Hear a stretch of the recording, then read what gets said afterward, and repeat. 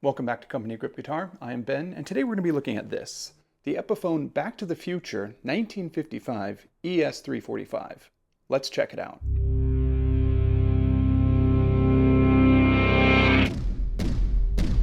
Welcome back to my channel. I appreciate you taking the time to check out this video. Yes, today we're looking at this. This is the Epiphone ES-345 limited edition Back to the Future guitar based on the Gibson ES-345 that Marty McFly famously plays Johnny B. Goode at the end of Back to the Future 1.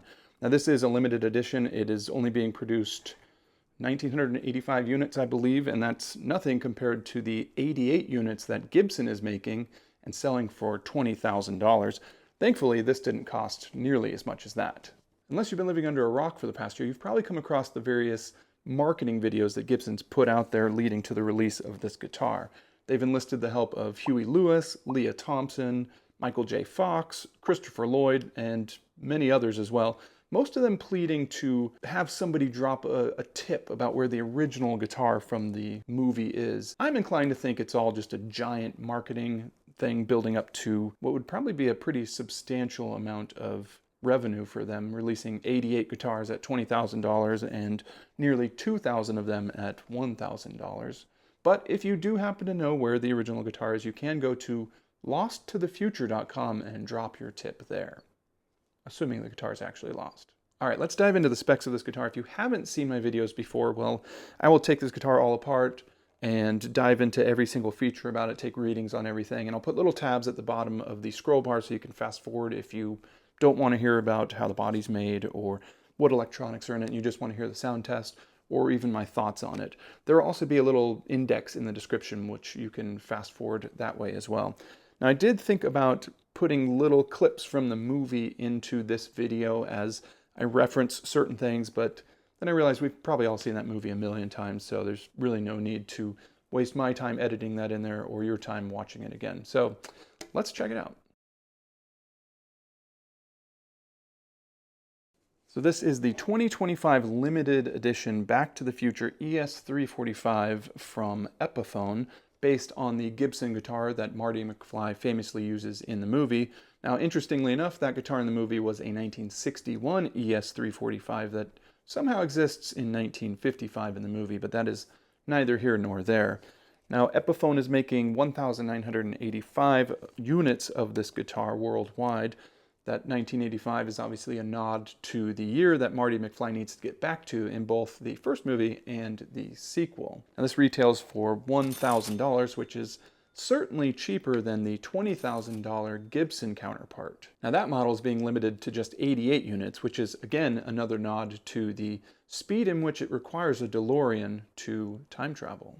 Now, it's also no coincidence that both the Epiphone and the Gibson models were released on October 21st, which is the day that Marty McFly travels to the future in Back to the Future 2, but it's also known worldwide as Back to the Future Day, where groups of people get together and watch Back to the Future 1 and 2 and somehow make it through the third movie.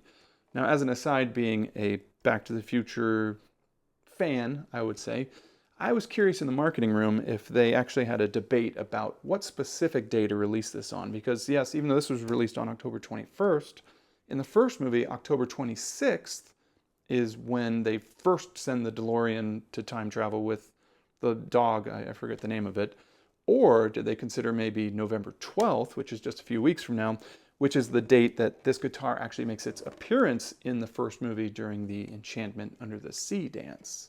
I'd be curious to know if there was any conversation about that, but probably just did it as fan service on Back to the Future Day. Now, some of you are probably curious what the difference is between a 345 and an ES-335.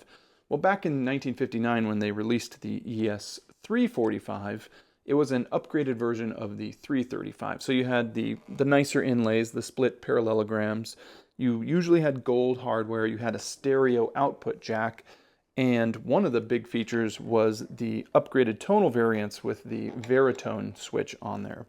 Nowadays, the ES-345 and the ES-335 are very, very similar, with I think the only difference being the parallelograms and gold hardware. And even some of them have just regular nickel hardware. So really not a big difference between them nowadays. But that was what the original ES-345 had. And this guitar is more or less based on that early model. Of course, there's no stereo output on this one, but you do have the veritone, the gold hardware, and the split parallelogram inlays. I was surprised to see that on day one, this guitar has seemingly sold out everywhere. Now, I don't know if that's just a supply issue and they're making more of them, or if they truly are sold out. I mean, Sweetwater removed it from their website, Guitar Center removed it from their website. The Gibson website just says sold out. So I guess we'll just have to wait and see. And I'm sure some of these are going to pop up on the Gibson used shop on Reverb, you know, a little dent and scratch or something. So if you missed out on your chance to get one of these, I would keep your eyes open for that, because something will probably pop up there. Or you could just spend like $4,000 on Reverb right now and get totally ripped off if it's that important for you to own one of these. But as with everything, once the hype dies down, I'm sure these will probably sell for a little bit of a premium on Reverb, but I don't think it's going to be what people are asking for today. One more thing I want to point out is both the Epiphone and the Gibson are, of course, only available in one finish, and that is cherry red.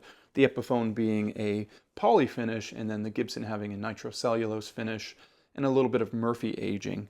But something I thought was interesting is the inside of the F-holes on the Epiphone model, they've painted the sides black, whereas on the Gibson, they've left them just the natural cherry finish, or maybe even overspray of that. So, you know, if that really bothers you, having this black interior F-hole, then you can fork out another $19,000 and pick up the old Gibson model.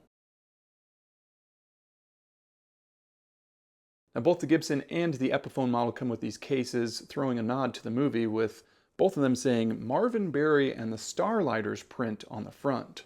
For the Epiphone case, you've got a nice soft pink interior, which should provide more than enough protection for the ES-345. And then you've got a stowage pocket in here, this one with the usual Epiphone goodie bag, stickers, stickers, stickers, the lifetime warranty card, the instrument safety manual, an ad for the Gibson app, a toe tag about Gibson strings, which are on this guitar, keys to the case, and a truss rod adjustment tool. Nothing too fancy, especially compared to the $20,000 Gibson package, where you can get a Casio watch, a plutonium case, a mock flux capacitor in the stowage pocket, posters, all sorts of kind of cool stuff at a premium. Now, there are a number of differences between the Epiphone and the Gibson bodies, the way that they are constructed. So even though they do look identical, and some things are identical, the actual woods that they use and the way that they're built is a little bit different. So both guitars have a 4-inch wide strip, or block, I should say, of maple there, which is where the pickups mount, where the neck mounts, where the bridge and all that stuff goes. And then you've got the body, which is basically built and formed around that maple. Now you can see that the body is an arch top, both on the front and the back. So what they use is these little strips of kerfings to fill in the gaps there so that they can sort of glue it all together to that maple block. Now, what's different between the Epiphone and the Gibson is the Epiphone has 5 plies of maple for the body, the top, the back, and the sides, whereas Gibson uses 3 plies of maple, poplar, maple that they use for their body pieces.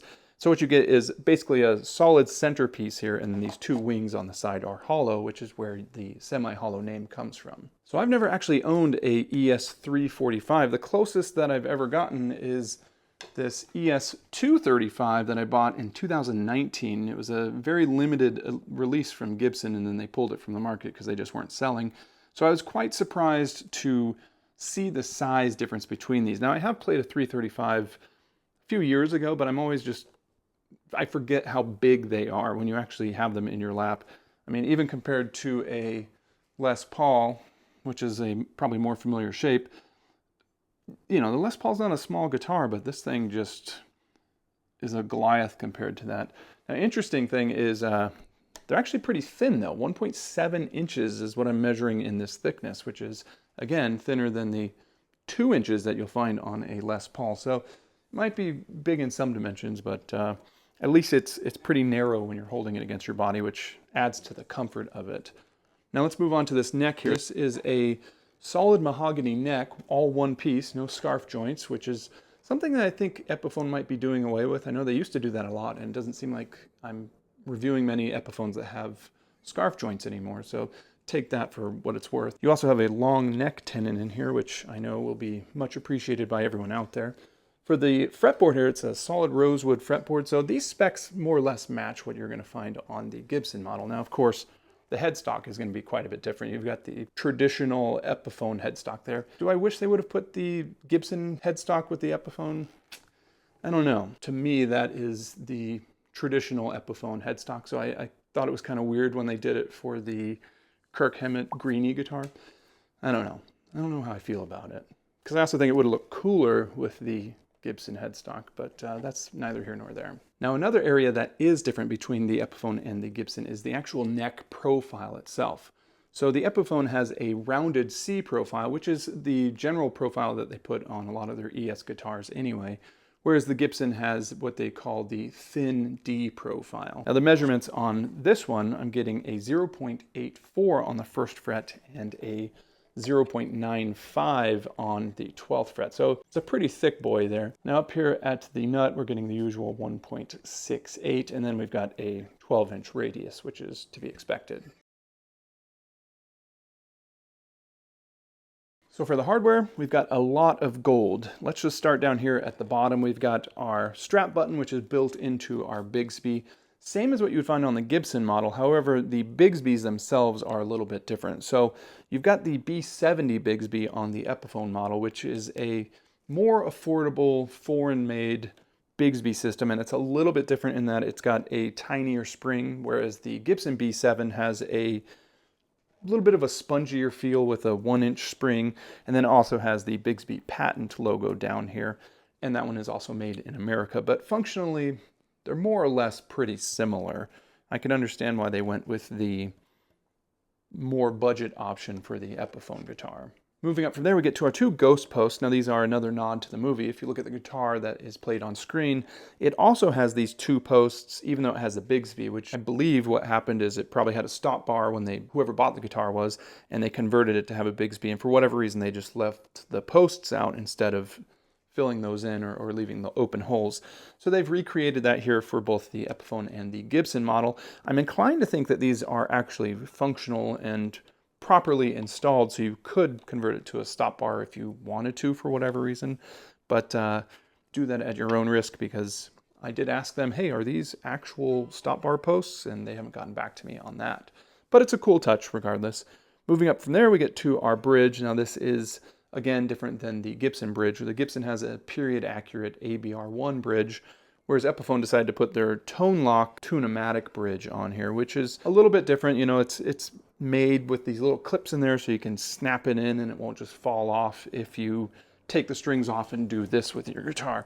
So if you ever do that, you don't have to worry about the bridge flying off. Now, they also claim that the tone lock system gives you more sustain or maybe even a better tone. I'm inclined to think that this stop bar is pretty well pressed onto these posts just by nature of the 70 or 80 pounds of string tension that are pulling down on them, but that's just me. I haven't actually tested that independently. Anyway, it's just for whatever reason, that's a pet peeve of mine, that these little clips increase the tone. But anyway, adjustability is pretty easy with this. You can use the thumb wheels to turn the bridge up or down, or you can also put a flathead screwdriver in there to adjust it. And then for intonation, you would just adjust the saddles towards the headstock there or back towards the bridge to perfect that. Pretty easy, and nothing I'm sure we haven't seen before. Moving on, we get to our two pickups. Now these again are going to be different than what you would find on the Gibson model, which has a set of custom buckers. They are unpotted and Alnico 3 magnets. For the Epiphone, what you get is Alnico Classic PROs, which are quite a bit different in construction. These are wax potted and they have Alnico 5 magnets. So I'm guessing they're going to be a little bit spicier if you were to do a side-by-side comparison. I did pop these out. There's really not a lot of detail there, except I did notice that it says made or crafted by Epiphone USA. Interesting. You don't really see that Epiphone USA too much. Now for the readings on these pickups, for the bridge, I'm getting a 7.74.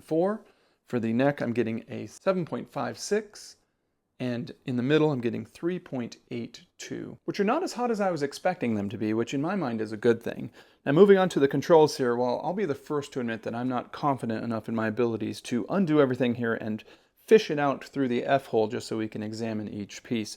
But I will tell you what I do know about what's going on down here. So we've got 4 500K pots. We've got 2 tones, 2 volumes, obviously one each for each pickup. then the pickup selector, which will go from bridge to middle, which is both of them, or the neck, which is just the neck pickup. And then we've got something that I was really looking forward to, which is the veritone circuit here. You don't really see that on a lot of the guitars these days, and I've certainly never used one, so very excited about that. Now, you might be wondering, what exactly is a veritone versus the tone? Where the tone is it rolls off all the high frequencies. So when it's up all the way, all the high frequencies are open. When you roll it down, it's progressively kind of removing all the high frequencies until you get all the way down to 0, which means you've reduced the most amount of high frequencies. You know, that being said, in conjunction with however your volume is set and the wiring on the guitar, but it's removed most of them, and that's where you get that muddy sound. The veritone is quite a bit different in that it is a notch filter, which means along the whole band of frequencies, it's only removing certain blocks of those frequencies. So I'll give you an example of how that sounds here. In position 1, the guitar is supposedly unaffected by the veritone circuit. Now, I can't verify that because I don't have the ability to remove the veritone circuit, but here's what it sounds like in position 1. In position 2, it's going to notch out the frequencies around 2000 hertz.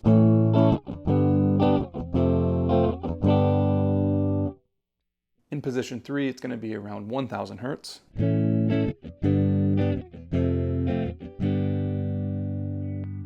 Position 4 is around 500 hertz.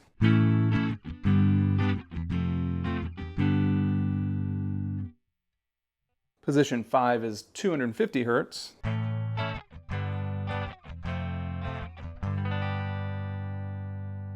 And position 1 is around 100 hertz, and kind of everything below that also gets a bit of a push down. So that's kind of where you get that real telephone call sound where it's just the tinny mids and highs.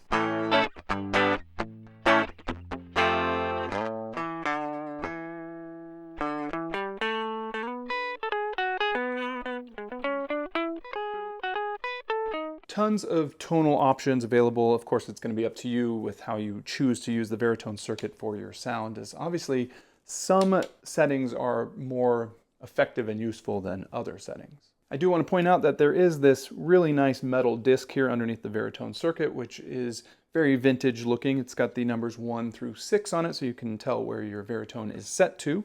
Moving up from there, we get to this pretty cool little bracket here for the pickguard, which is kind of like a threaded rod that goes into, it looks like a small block of wood that is glued to the backside of the pickguard.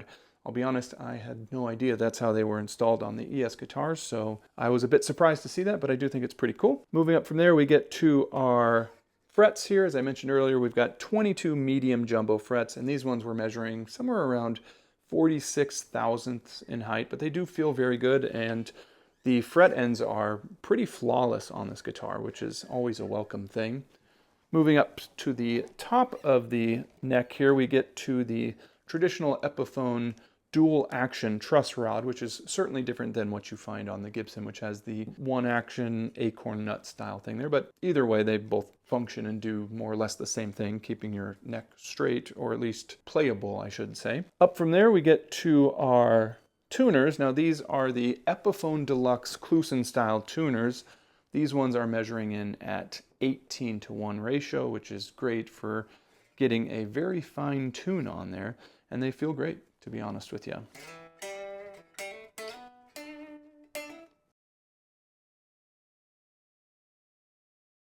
Moving on to the other materials, there are a number of differences between the Epiphone model and the Gibson model.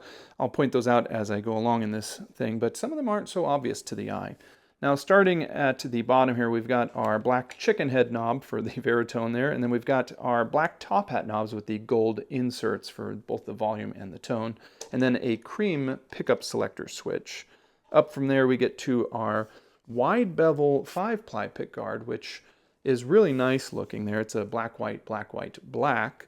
Then moving over from there, we get to our black pickup rings. Now, something I want to point out about these is on the Epiphone BTTF model, I noticed they mounted the neck pickup ring reversed. So the high end is on the neck side versus the high end being down on the bridge side.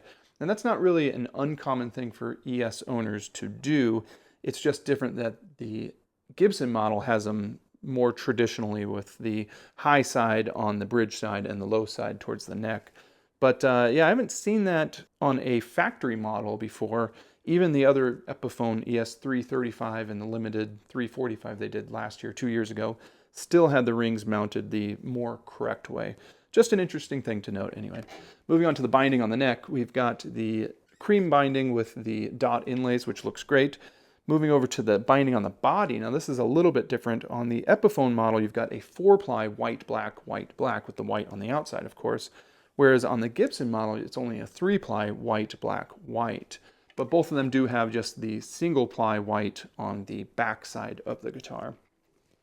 Moving up to the neck here, we've got a split parallelogram inlays, which is, I think, one of the defining features of not just the ES-345, but specifically the Back to the Future model, which for some reason has a single bar inlay on the 12th fret. Haven't read any reason, like any verified reason why that's like that, but it is a cool feature, even though maybe it looks a little goofy in the overall context of things. These are acrylic inlays. Up here at the top, though, Epiphone has said these are both mother of pearl inlays, and I have to admit the crown inlay doesn't really quite look great on the guitar. Like the actual way that it's installed, it's got a little bit of bubbling with the finish, which is a little bit of a bummer. I mean, you can't really tell when you're looking at it, but when you zoom in on a camera lens and you get to focus on all the little details, then it started to come out and be more clear to me. So whatever, it is what it is. And then the Epiphone there, like I said, is also the mother of pearl. You've also got a Graphtec nut up here, which is different than the Gibson model, which has the more period accurate nylon. On the back side, though, what's interesting is we've got this Hill Valley Music sticker, which is inlaid into the back of the headstock. Kind of a fun little nod to the movie, even though I don't think that actually is on the guitar that's used in the movie. Interestingly enough, the Gibson model has a little metal plate that's kind of tacked in there, which is pretty cool, I think. I mean, I think it looks better than this sticker, but still a fun little feature there. As for the feel of this guitar, well, yeah, as I've mentioned before, it is very big, and so of course when you're sitting down and playing it, you're no doubt going to keep running into this giant bout here because it's just way bigger than any other electric guitar that I play. But that being said, the thinness of the body certainly helps with it feeling a little bit more comfortable as you're playing it, but there are no, any sort of like comfort carves or anything like that. It's just basically the rounded top and bottom and then the squared off sides here. As far as the neck dive goes, well, let's see how that is on this guitar. So I'll plug this in the back, and then I've got my custom locket strap here, which I ordered for my SGs, which is great for any guitars that have a strap button on the back side because it reverses the locking mechanism. So let's see. We're all locked in here, locked in there, and yeah. No neck dive at all, which is great.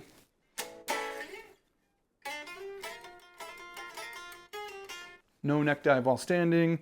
Not really any neck dive while sitting other than the body being so big that it's pushing against the couch a little bit. That is always a good thing. I assume it's because the body is also pretty heavy, and this one is coming in at about 8.65 pounds, which is just a little bit over 8 pounds and 10 ounces, which is certainly pretty heavy actually. And I'm very curious if on average the Gibson ones are a little bit lighter, being that they have 2 fewer plies to the body, but I don't know enough about wood science or construction to know if poplar is equal in weight to the maple or whatever glues they're using or any of that stuff. But yeah, 8.65 pounds. A little bit heavy. Anyway, let's move on to how this thing sounds now. So if you haven't seen my videos before, what I do is I play a couple songs that I've written that are copyright free so that my video doesn't get tagged. And I put all the settings for the guitar on the side there so you can follow along with it.